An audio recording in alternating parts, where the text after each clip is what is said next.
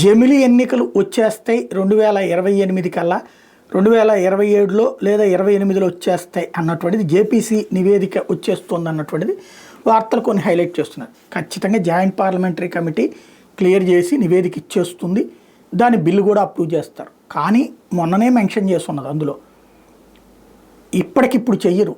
ఇప్పుడున్నటువంటి ప్రభుత్వాలకి ఇలాగే నడుస్తుంది.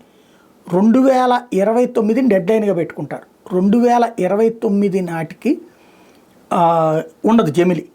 34 నాటికి అంటే ఈ తర్వాత జరిగేది 29 తర్వాత జరిగే ఎన్నికలు ఏవైతే ఉంటాయో అవి 34 మధ్యలో ఉన్నటువంటిది ఒక డెడ్ లైన్ పెట్టుకుని ఈ లోపుగా ఎన్నికలు జరగాలంటే ఒకవేళ ఆ డేట్కి 2 ఏళ్ళే అవుతుంది అనుకోండి, 2 ఏళ్ల కోసం ఎన్నికలు జరుపుతారు. లేదా 3 ఏళ్ళు అయితే 3 ఏళ్ల కోసం ఎన్నికలు జరుపుతారు.